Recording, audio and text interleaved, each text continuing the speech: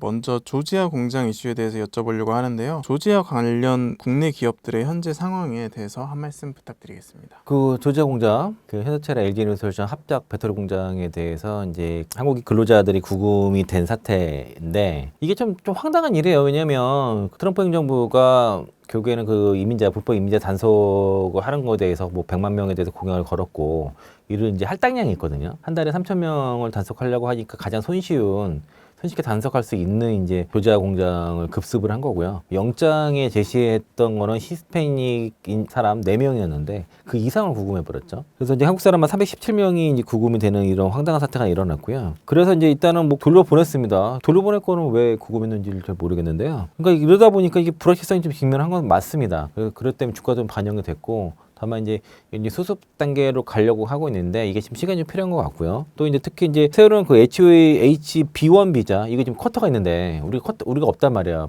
할당받은 게. 근데 여기에 대해서 이제 수수료를 인상하겠다. 뭐 10만 달러로 하겠다. 그러면은 거의 1억 4천만 원이잖아요. 반발하니까 그러니까 기존 소지자 말고 신규만 해당된다라고 좀 말을 또 바꿨어요. 골드카드 제도 이런 것들. 이제 이민자들한테 그 골드카드를 사라고 하는 거잖아요. 또 수억 엔 들고 것이고. 그러니까 당연히 이제 한국 기업들 입장에서는 미국 파견 보는 데 있어 부담 들 수밖에 없는 것이고 반발이 심하니까 한 발 물러서서 H-1B 비자 수수료는 이제 기존 소지자한테는 적용되지 않는다라고 이제 한 발 물러섰지만은 어쨌든 이런 미국의 세국 정책이라고 봐야 되나? 와서 건물 짓고 뭐 돈은 되는 거 환영하지만 사람은 환영하지 않겠다. 뭐 이런 취지인데 현실과 좀 괴리 떨어진 것 같고요. 그러니까 그 현대차랑 LG 에너지솔루션 합작 배터리 공장이 이제 현재 중단된 상태입니다. 근데 한 2-3개월 정도 지연이 될 거라고 이제 얘기를 하고 있지만은 대략 내년도 가동 목표였는데 공정률이 거의 90%에 육박하는 상황이었었어요. 80%가 넘는 상황이었는데 이거를 이제 미국 이민 당국이 단속해가지고 단속하면서 한국 기술력들을 구금하면서 한국에 돌아와 버렸기 때문에 당장 지금 마무리할 사람이 없는 상태고요. 이게 이제 LG에너지솔루션뿐만 아니라 SK온도 지금 조지아 공장 다시 인력들 뺀 상태거든요. 다시 뭐 투입하겠다 하지만. 그러니까 문제는 이런 전문 인력들을 현지에서 구하기가 어렵습니다. 현재 핵심 인력 구하기가 어려운 상태고 그리고 이제 사태 근본 원인 자체가 비자 문제잖아요. 이게 해결 안 됐잖아요, 아직. 이것 때문에 이제 그 현대차 같은 경우도 귀국할 인력의 빈자리를 어떻게 메꿀지에 대해서 지금 마땅히 지금 대안이 없는 상태고 LG 에너지솔루션은 마무리를 이제 원격으로 하겠다 할 정도로 일단 그 인력 재파견이 지금 쉽지 않은 상황입니다. 그러니까 비자 문제가 협상이 돼야 돼요. 이건 정부랑 트럼프 정부 간에 이제 협상을 해야 되는 문제인 거고, 그리고 트럼프 대통령 입장도 HB1 비자 프로그램을 대대적으로 개편하는 이제 포고문에 서명을 해버렸습니다. 그래서 이제 전문 비자 수료를 연간 이제 10만 달러니까 인상해버렸고, 물론 이제 신규 시청자에 한해서라고 했지만, 그리고 이제 미국 인력 써라. 미국 고용 늘려라 뭐 이런 취지인데 사실 배터리 산업은 조금 다른 문제가 단순하게 설치 자체도 어려워요. 그러니까 전문력들이 세팅을 다 하고 그리고 오랫동안 이제 그 생산 인력들이 교육을 시켜야지 되는 건데 일단 뭘 깔아놔야지 그 다음에 또 인력을 고용할 텐데 그걸 자체를 막아버렸다는 거죠. 그러니까 이 산업에 대한 이해가 없다는 것이고 그리고 100만 달러 납부하게 되면은 골드 카드 주는 프로그램이 있거든요. 이것도 비싸잖아요. 참 그래서 그 우리나라 기업들 입장에서는 국내 인력을 그 미국으로 이민 보내기도 어렵고 비자를 통해서 일시적으로 일정 기간 동안 일시키기도 쉽지 않은 상황이 된 거고요. 러트니 상무장관도 일단은 그 외국인 노동자가 그 정부에 그 10만 달러를 지불할 만큼 가치가 있는지 회사에서 결정해야 된다. 약간 회사한테 떠넘겼단 말이야. 잘 떠넘겨 러트니 상무장관은요. 그리고 조지아 공장 비자 문제에 대해서도 그 한국 기업들이 제대로 비자를 받지 않아서 한국 기업들이 책임이 있다라고 좀 그렇게 옹호를 했기 때문에 제대로 된 비자 받아라. 뭐 이렇게 얘기를 했죠. 제가 해결해 줄 것처럼 얘기를 해서 그래서 비자 발급 절차를 어쨌든 엄격하게 하겠다는 거 그렇게 그런 입장이라서 이게 해결이 안 됐고요. 기업들의 입장은 현대차 같은 경우에는 조지아 공장 건설에 필요한 인력을 현지에서 벌써 없는 상황이기 때문에 일단 계속 정부랑 소통하겠다 하고 있다라고 말을 했고요. 그 트럼프 대통령 발언에 대해서도 일단 미국 정부랑 지속적으로 소통하고 예의주시하고 있다는 정도라서 되게 심중한 상황이에요. 말을 좀 아끼고 있습니다. 그러면 이제 다만 이제 미국 투자는 더 늘리겠다라고 그렇게 최근에 인베스트에 대해서 이렇게 얘기를 했고요. LG 에너지솔루션은 일단 뭐 그 김동명 사장이 언론에서 얘기하는 것처럼 심각한 상황은 아니고 충분히 관리가 가능한 수준이라고 얘기를 했고 그리고 비자 문제에 대해서도 뭐 현대차 협의해서 이제 해결하려고 하고 있다라고 하는데 근로자들이 몸 상태가 안 좋잖아요. 거기서 되게 열악한 환경에서 있었기 때문에 그래서 이제 일단 환자들 그 근로자들 치료하고 그리고 심리 치료하는데 일단 지원할 예정이다라고 얘기했고요. 조제 사태 이후에 그 토머스 소지 하원 의원이 그 E3 전문직 비자 쿼터에 대해서 한국에 추가하는 그런 법안을 재발했거든요. 예전에도 발의한 적이 있었고 호주에 부여된 그 E3 전문직 비자를 좀 한국에도 좀 나눠주는 거를 발의를 했고요. 호주가 연간 1,500명의 쿼터가 있거든요. 이거를 이제 한국 쪽에 좀 배정하자라는 건데 이게 쉽진 않습니다. 그 한국계 영킴위원도 공동 발의를 했는데 전에도 이걸 했다가 계속 번번이 그 의회에서 이제 부결됐어요. 이제 다시 한번 이제 그래서 거기 이거를 이스라엘 전문직 쿼터 비자 정책을 추진하는 의원들이 이게 약간 초당적 의원들이 한 30명 정도 모여있는 모임이 있습니다. 거기서 지금 진행하고 있는데 쉽지 않을 것 같습니다. 현실화되기까지는 의회 심사라든가 외교적 논의도 필요한 상황이라서 이런 운동이 있지만 비자 문제가 지금 쉽게 해결될 것 같지는 않습니다만은 주가 측면에서는 상당히 많이 반영이 된 상태라고 좀 봐야 되겠고 그리고 또 정부가 얼마큼 빨리 잘 설명을 하느냐 이게 달렸다라고 좀 볼 수 있겠습니다. 미국 최대 정유사 엑소모빌이 SK온, LG엔솔의 배터리 소재 공급을 추진한다는 소식의 시작이 좀 뜨거웠는데요. 어떤 소식인지 자세한 설명 부탁드리겠습니다. 그러니까 엑소모빌이 전기차 배터리 소재 사업에 진입을 하겠다는 거고요. 거기에 이제 주로 리튬이나 흑연 이런 쪽에 엑소모빌이 정유사잖아요. 그런 쪽 진출하고 있었거든요. 그래서 모색을 하고 있는데 이제 뭔가 새로운 성장 동력을 전기차 시장에서 찾고 있는 상황인데요. SK온과 LG에너솔루션을 주로 고객사에 삼겠다는 그런 계획을 이제 언론상에 이제 노출이 됐고 주로 하려는 게 흑연과 리튬입니다. 그 흑연 같은 경우는 중국이 거의 뭐 90% 거의 98% 정도 장악을 하고 있는 시장인데 일단 배터리 수명을 뭐 한 30% 늘릴 수 있는 그 합성 흑연 소재를 개발하겠다라고 얘기를 했고 이를 이제 국내 배터리 업체에 공급하겠다는 거고요. 리튬 같은 경우도 미스 그 아칸소 지역에서 리튬 프로젝트 하고 있습니다. 생산 프로젝트 하고 있는데 이거를 이제 그 엔솔과 SK온에도 공급하겠다는 건데 흑연만 어떻게든 그 미국 업체라든가 중국이 아닌 업체들이 공급하게 됐을 경우에는 우리한테 많이 크게 도움이 될 겁니다. 문제는 기간이 29년이에요. 그 엑슨모빌이 흑연 업체인 그 슈페리얼 그 그래파이트를 인수했습니다. 그래서 여기를 통해서 29년까지 합성 흑연 상업 생산을 할 목적으로 가지고 있는데 아직 멀었어요. 29년이면. 그러니까 이제 이걸 주가로 녹이기에는 너무 기간이 멀어서 주가에는 전혀 반영이 안 된 이슈다를 볼 수 있겠는데 글로벌 공급망 자체를 흑연은 중국이 95%를 장악했거든요. 흑연 점유율은 뭐 98%뭐 이럴 수 있는데 그러니까 이제 이거를 우리가 어떻게든 흑연 의존도를 줄여야 되고 그 새로운 IRA법 같은 경우도 OBBBA 법안도 결국은 흑연 때문에 그래서 이제 원가율 기준으로 지금 이름을 준 거거든요. 중국 의존도를 좀 줄일 수 있는 요인이 향후엔 될 것이고 그리고 엑스모빌 같은 경우가 이렇게 흑연이든 리튬이든 공급을 해준다고 하게 되면은 그러면은 뭐 우리한테는 좋은 기회가 되겠죠, 당연히.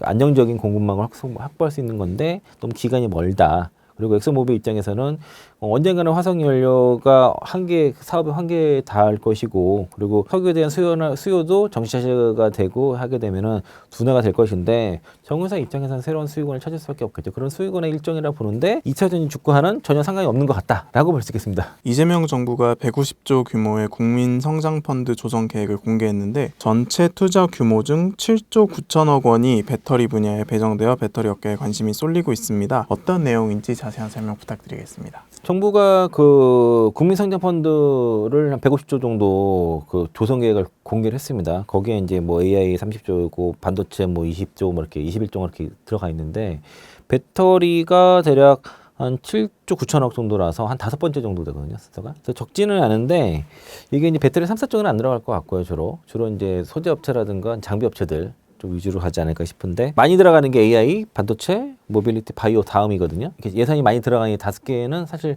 뭐 주도 섹터 중에 하나가 될 가능성이 높다고 볼 수 있겠고요. 전구체를 많이 지원을 할 것 같습니다. 전구체가 중국 의존도가 워낙 높아서 그래서 전구체를 직접 생산하는 기업들, 뭐 에코프로에서는 에코프로 뭐 어떻게 되겠죠? 또 포스코피티와 LNF 그리고 코스모 흰소재 등이 이제 거론이 됐는데 정확히 어디에 업체 수혜가 될지는 명확하지는 않습니다만은 거론이 되는 것이고 그리고 이런 업체들이 대부분 이제 전구체 같은 경우에 이제 증설을 하고 있지만 여러 가지 이제 좀 재무적으로 어렵다 보니까 지원이 있을 경우에는 상당히 큰 도움이 될 것 같고요. 또 장비 업체들도 주로 이제 그러니까 국산화를 위한 거니까 뭐 주요 대상이 되겠죠. 그래서 이제 기대하는 업체가 언론상에 보면은 뭐 PNT라든가 원액 PN이 아니면은 그 CIS, A프로 이런 장비 업체들의 수혜를 입을 것으로 보여지는데 사실 그 장비 업체들이 노스볼트한테 물리고 금형한테 물리고 해가지고 많이 어려운 기업들이 많아요. 그래서 이제 이런 정책적인 지원도 필요하고 수주 모멘텀도 좀 필요하다라고 볼 수 있겠고요. 실제로 실적이 나오면서 수주 모멘텀을 가지고 수주 잔고가 많으면서 실적이 잘 나온 기업도 주가 많이 갔습니다.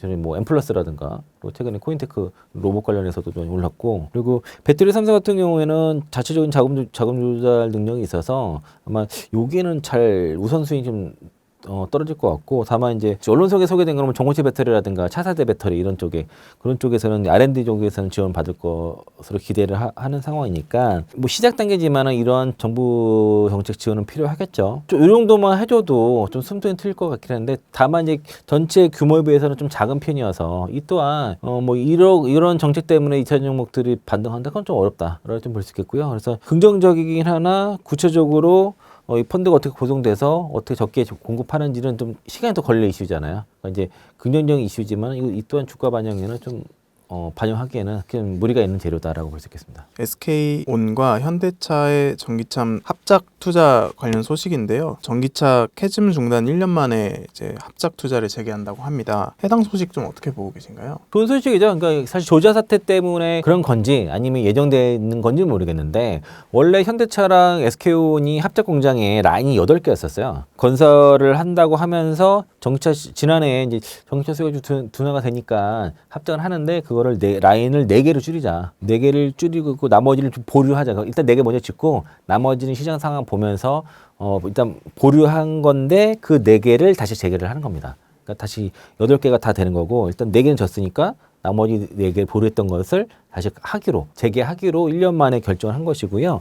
그래서 이제 SK온이 지난 9월 2일에 협력사한테 나머지 4개나에 들어갈 장비 반입을 요청을 했습니다. 9월 2일자로 요청하니까 이게 이제 그러면 장비 업체들은 당연히 납품 준비할 거 아니지 않습니까? 이게 알려진 거고, 그리고 1개 라인을 올해 연내에 하고 3개 라인을 내년 이제 1분기 내에 완성할 예정이고요. 그래서 SK온 관계자는 어쨌든 현대차랑 논의한 끝에 이제 공식적으로 재개하겠다고 했기 때문에 이건 희소식입니다. SK온한테 좋은 것이고, 그러면 SK온 밸류체인한테 좋은 소식인데, 이게 완공될 때쯤에서는 좀 뭐 배로가 될 만한 이슈다라고 생각이 들고요. SK온이 어쨌든 만약에 이게 그러니까 LG에너지솔루션이 공장 착공이 지연되고 뭔가 그 물량을 SK온한테 뺏길 경우에는 SK온이 반사수가 될 수 있는 구조예요. 그러니까 엔솔이 좀 주춤하더라도 그러면은 그 반사수를 국내 업체가 가져가는 그런 구조가 될 것이고요. 그러니까 LG에너지솔루션이 비자 문제 때문에 그 공장 합작 지연되는데 SK온은 이원 비자로 복귀하겠다는 그런 그 얘기를 해서, 그러니까 SK가 약간 그 LG에너지솔루션의 대체 역할, 약간 반사수혜를 좀 노리려고 하는 그런 움직임들이 현재 있는 상황이고, 그리고 SK온이 어쨌든 현대차와의 합작 공장 어떤 추가 그 증설하는 거에 대해서 속도를 내게 되면은 현대차에 들어가는 그 전기차 배터리의 한 60에서 70%를 SK온이 지금 장악을 하고 있는데, 그 위상이 더 커지겠죠. 점유율이 더 올라가고 상대적으로 LG에너지솔루션이 들어갈 만한 룸이 또 적어지는 그럴 수는 있는데, 이거는 어쨌든 뭐 그 현대차에서도 만약에 엔솔게 늦어지면 SK와 협력하가 더 늘리겠다. 그 LG에너지솔루션 배터리 공급이 늦더라도 그 SK온의 라인이 충분하기 때문에 거기서 배터리 받으면 된다고 해서 실제로 그런 가능성이 있는 거죠. 2차 전지 전체를 봤을 때 LG에너지솔루션 이 조자 사태가 반드시 무조건 악재로만 작용하냐, 그건 또 아닐 수도 있다는 겁니다. 일부 반사 이익도 있다. 상대적으로 그럴 가능성도 있다라고 볼 수 있겠습니다. 비상장 사고 SK 이노베이션을 투자를 해야 되기 때문에 좀 매력적이진 않죠. 배터리 관점에서는. 지금은 이제 투자 관점에서는 뭐 LG에너지솔루션, SDI 정도인데, 제가 9월 말까지는 2차 종목들이 지금 못 갈 가능성이 높다라고 좀 말씀을 드려왔어요. 지금 방송 돌면서. 그 여러 가지 이유는 뭐 이유도 있겠지만, 일단 CATL의 리튬 광산 생산 중단된 게 다시 생산 재개되는지가 이제 9월 말이면 결론이 날 것이고, 그리고 미국의 IRA 세액공제, 경차 세액공제가 폐지되는 게 9월 말 30일자로 폐기되는데, 그러면은 10월 달부터 실제 전기차 판매가 급감하는지 뭐 이런 것도 봐야 된단 말이죠. 그러면 그걸 그만큼 대체를 뭔가 뭐 ESS라든가 아니면은 뭐 유럽 전기차 시장 성장이 커버해 준다든지, 그 여러 가지 사태를 지켜봐야 될 상황이 일단 이번 달 말까지는 지켜봐야 되겠고, 또 연휴를 앞뒀잖아요. 그러니까 한글날 비롯해서 뭐 개천절까지 지금 10월 3일부터 추석 연휴가 이기 때문에, 그러면 경계 매물이 나올 수 있다는 거죠, 시장 자체가. 오늘은 뭐 그렇지 않다 치더라도 이번 주 후반과 다음 주 초반 갈수록 그럴 수 있거든요. 가뜩이나 이제 시장에서도 좀 못 가고 있는 섹터인데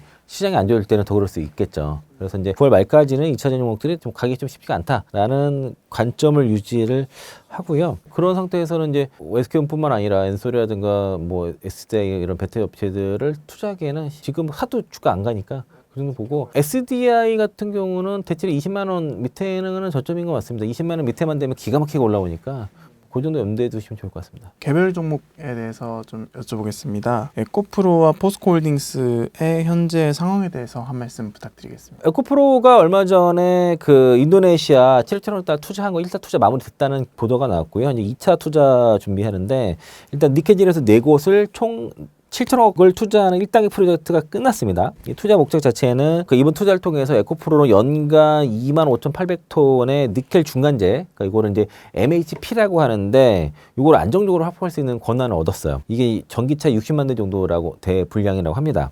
그래서 이제 여기 그 니켈 투자 재련소 4군데 중에서 그 그린 에코니켈이 자회사로 편입이 되게 되면은 연간 매출이 3,500억 정도 연결로 잡히고요. 그리고 이 중에서 영업이익이 1,000억 정도로 에코프로 실적으로 잡힙니다. 그리고 에코프로 머티가 이제 자회사로 가져오게 되면은 지금법 포함해서 총 그 연간 1,800억 정도의 이익이 예상이 된다는 거죠. 그러니까 에코프로 그룹은 이 인도네시아 니켈 사업, 니켈 계련 사업에 승부수를 띄운 거죠. 최근에 그 PRS 발행한 돈을 다 여기다 넣었습니다. 인도네시아가 승부수를 띄웠는데 이게 잘 먹히는, 이게 뭐 아니면 도우기 때문에 되면 대박입니다. 되면 대박인데 그만큼 리스크도 있는 사업이다. 그리고 이제 2단계 투자 또 계획을 하고 있는데 일단 에코프로는 올해 말부터 그 인도네시아 인터내셔널 그린 산업단지에서의 그 사업을 추진하게 되는데요.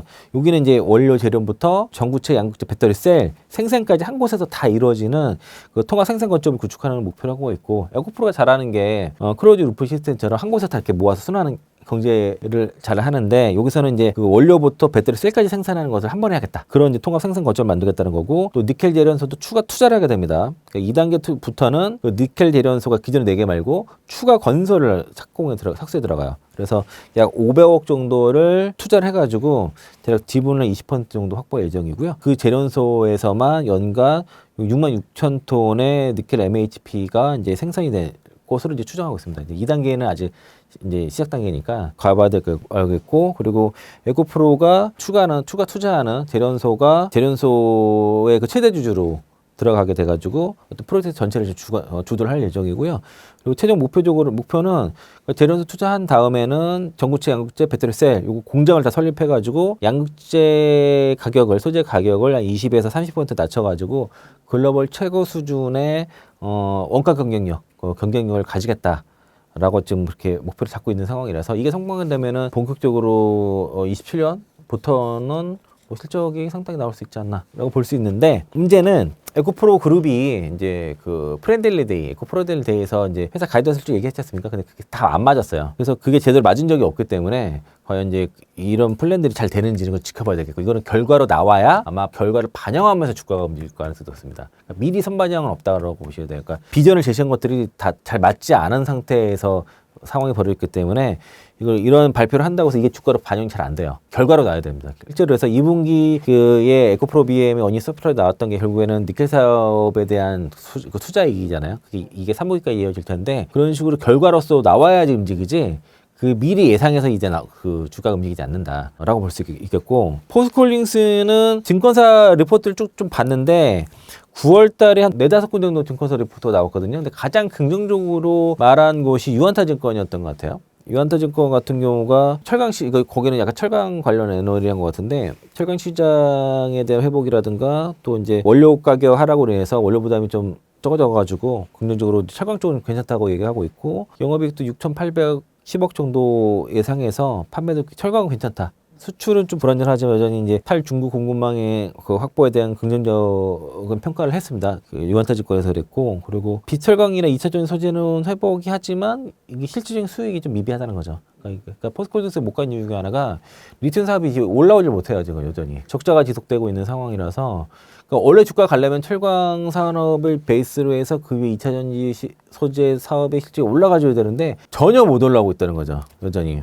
특히 이제 에코프로 그룹이 겪었던 오페소 문제, 를 여전히 포스코가 해결하지 못하고 있다. 2년째 해결하지 못하고 있다는 거라서 이게 좀 그렇습니다. 그래서 2차 전지 소재 사업에 대한 기대감이 워낙 높았는데 상당히 지금 지연이 되고 있는 상황이라서 그래서 그게 좀 궤도에 올라오기 전까지는 주가 반등도 여의치 않다. 그리고 특히 또 배당 수익도 줄었거든요. 분기당 2,500원씩 연간 기본 배당 10,000원 주겠다는 것도 지금 8,000원 수준을 줄어들어서 배당매로도 떨어져가지고 가장 목표가 높았던 한국투자증권도 목표가를 최근 50만 원으로 많이 낮췄습니다. 낙관료로 봤던 거고 그리고 대체로 나머지 증권사들이 보수적이에요. 흥국도 9월 1일자 리포트도 목표 듣고도 좀 보수적으로 그러니까 실적 개선 흐름은 유지하지만 이게 가파르지 않다는 거고요. 키움증권도 목표가 42만 원 얘기했는데 철강 리튬 이건 바닥은 그러니까 대체로 그 바닥은 얘기지만 업사이드를 높게 보지 않는 그런 문제가 있는 상황이고 그래서 공통적으로 리포트가 9월달 나온 거 나중에 보시면 되겠지만 유안타, 한국투자증권, 흥국, 키움 4개가 나왔거든요. 그래서 이거를 제가 다 읽어봤어요. 읽어보니까 공통적으로 보면 철강 업황 회복에 대한 얘기가 있고 원재료랑 투입 비용 하락으로 인해서 마진이 개선된다는 게 이제 있습니다. 그러면 일단 3분기 실적은 철강 때문에 견주할 것 같고 그리고 중국계에서도 그 과잉 공급에 대한 해소 움직임이 있다는 거죠. 그러니까 포스코홀딩스가 반등 나올 때도 중국 내 철강 감산 이슈가 났기 때문인데 그런 기조가 유지될 것이고요. 그리고 여전히 리튬이라든가 비철강 사업에 대한 재평가를 받아야 되는데 아직은 사업이 못 받고 있는데 그게 올라오면 재평가를 받겠죠. 그런 가능 잠재력은 있는 거죠. 언제 올라올지 모르겠습니다. 기대보다 벌써 1년 반 이상 늦어지는 상황이라서 올해도 어려울 것 같아요. 그런 부분들은. 그리고 또 회사가 어차피 수출 위주로 하다 보니까 또 여전히 미국 그 관세 이슈 또 환율 민감하고 또 국제 정세 좀 민감한 측면이 있다. 또 아르헨티나에서 뭔가 문제가 찾아질 때도 리스크도 있고 해서 그런 정도고 업황 자체는 이제 철강은 바닥을 쳤다. 2차 전지가 못 올라오고 있다. 뭐 이렇게 정리해 보시면 좋을 것 같습니다. 2차 전지 양극재 업체들에 대해서도 여쭤보겠습니다. 에코프로 BM과 포스코 퓨처엠의 현재 상황에 대해서 한 말씀 부탁드리겠습니다. 본업이 양극재 사업이 좋지는 않아요. 지금요. 수출 데이터도 썩 잘 나오고 있지는 않고 양극재 기업들은 어쨌든 ESS의 기대감이 낮은 상태고 전기차 시장이 좋아지고 출하량이 올라가져야 되는데 그러니까 LNF 같은 경우는 3분기 출하량이 이제 BEP 2만 톤을 넘어갈 거라는 그 증권사 보고서 나오면서 급반등이 나왔죠. 그리고 그러면 3분기 어닝 서프라이드 기대감이 있는데 다른 기업들은 그게 좀 낮은 편이에요. 일단 에코프로 BM을 먼저 얘기하자면은 제가 8월 달부터 최근까지 나온 리포트를 쭉 살펴보니까 유진투자증권이 목표가 제일 높습니다. 대체로 다 보수적인 그러니까 다 의견 낸 곳이 6군데 유진, 다올, KB, NHN, 신한 그 흥국증권 정도인데 대략 목표가 밴드도 13만 5천 원에서 18만 원 정도 사이거든요. 그러니까 지금 주가에서 그렇게 많지는 않고 하나투자증권이랑 BNK, IM증권 저희 회사는 이제 홀드 의견을 낸 상태고요. 지금 주가는 차이가 없어요. 한국투자증권은 아예 그 목표 주가가 없습니다. 그래서 이제 긍정적인 거는 2분기 실적에 어닝 서프라이즈가 나왔기 때문에 이를 긍정적으로 보고 그리고 이제 소형 배터리라든가 ESS 쪽에서의 강세 그리고 이제 그 EMP 그러니까 MH 정제소 투자 관련 이익 같은 경우 이것도 긍정적인 요인을 얘기하고 있고 어쨌든 올해 기조적으로 실적은 흑자율 유지하면서 하반기 턴어라운드에 대한 기대감이 있는 거죠. 그리고 또 고객사에 대한 추가적 확보에 대한 기대감 이런 것들 또 ESS라든가 아니면은 이제 백업전 UPS 이런 쪽에서도 뭐 추가적인 이제 수요로 인한 이제 실적 반등도 기대를 하고 있는 거고 그리고 그 NCA 같은 경우가 어쨌든 지금 그 에코프로 BM은 신규 고객사를 잡아야 돼요.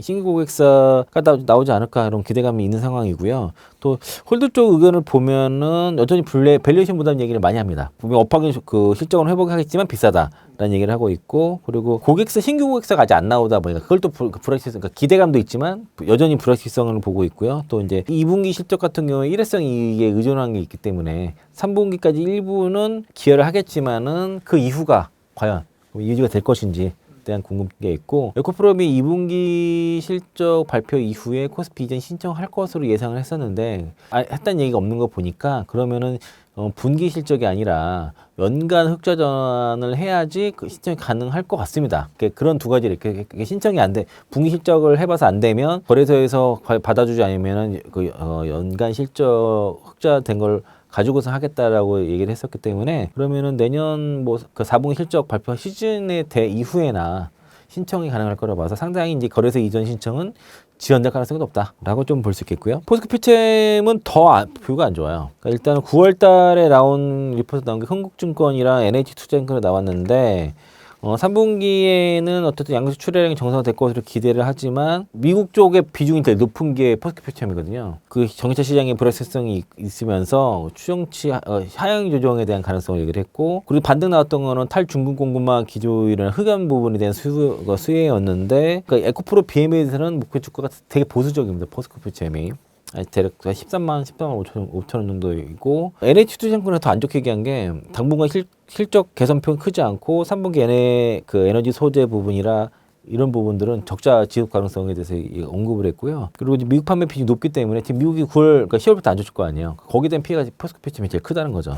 그래서 이제 양극재 시장 또 환율 그렇고 관세 이슈랑 거기에 대한 민감해서 이건 좀 지켜봐야 될 거다. 포스코 페트로케미의 수익성 개선에 대한 기대감이 있지만 단기적으로는 실적 반등이 좀 제한적이라서 에코프로비엠에서 더 지금 부정적으로 본다고 볼 수 있겠습니다. 9월 30일부터 전기차 세액 공제가 종료되면서 전기차 판매 부진이 좀 우려되고 있는 상황인데요. 10월 전기차 시장 및 국내 2차 전지 업체들의 상황에 대해서 한 말씀 부탁드리겠습니다. 저 이제 약간의 그 인도 시점이 아니라 그러니까 최종적으로 그 계약을 하게 되면은 그 계약 시점 그 언제 인도를 받더라도 계약 시점을 인정해주는 이제 유권 해석이 있었기 때문에 그게 뭐 한두 달 더 연장될 수 있는데, 어쨌든 9월 30일 이후로는 전기차 세액 공제 최대 7,500달러가 조기 적용되면서 10월 달에 미국 전기차 시장의 둔화가 예상될 수밖에 없죠. 그래서 이제 세액 공제가 종료가 돼버리면은 가격 인상이 일어나기 때문에 그러면은 당연히 그 소비가 위축될 수밖에 없는데, 여기에 대해서 일시적으로 기업들이, 자동차 기업들이 인센티브를 지급할 가능성이 높겠죠. 그러면 다행히 그러면은 가격을 인하하는 정책이니까 그만큼 수익성이 떨어질 수밖에 없는 것이고, 그리고 이게 이제 9월 달에 막차를 막 타서 막차 수요가 막 발생하니까 그러면은 갑자기 10월 달부터 수요 절벽이 딱 나타날 수 있겠죠. 순간적으로 수요 절벽이 좀 그럴 수 있어서, 그래서 이러한 거를 막으려기 위해서는 가격을 낮추거나 인센티브를 제공하거나, 그러면 수익성이 갉아먹는 그런 상황이 나타난 것이고, 이게 만약에 심화되는 뉴스가 막 쏟아지게 되면은 단기로 또 충격이 올 수도 있습니다. 다만 이제 이게 상당히 선반영이 좀 됐다고 좀 보기 때문에, 그러면은 저점은 이제 구간에 있는 상황이고 위로 올라갈 모멘텀이 좀 덜해서 그 부분이 어떻게 좀 잘 될지 봐야 되겠고요. 다만 이제 중장기적으로는 어쨌든 법이 바뀌긴 했지만 탈중국 기조가 유지되기 때문에 우리한테는 그만큼 기회가 될 것이고, 특히 이제 ESS 시장에서의 공급망 재편을 통해서 우리가 이제 성장 동력을 거기서 얻을 거라고 보여지고요. 그래서 이제 2차 전지 산업에서는 10월달 특히 미국 시장 중심으로는 단기적인 충격, 어떤 수요 위축, 수요 절벽 이런 건 나타날 수 있지만은 중장기로는 우리가 중국을 대체하는 상황이 될 거라서 단기적으로는 실적이 하향 조정될 가능성이 있지만 장기적으로는 다시 또 그 ESS 때문에 LG에너지의 실적이 상향 조정된 것처럼 장기적으로는 다시 이제 좀 긍정적으로 볼 수 있는 상황이 있다. 다만 이제 강조드린 것처럼 9월 말 그리고 연휴 지나기 전까지는 좀 보수적으로 좀 관망해 보실 필요가 있을 것 같습니다.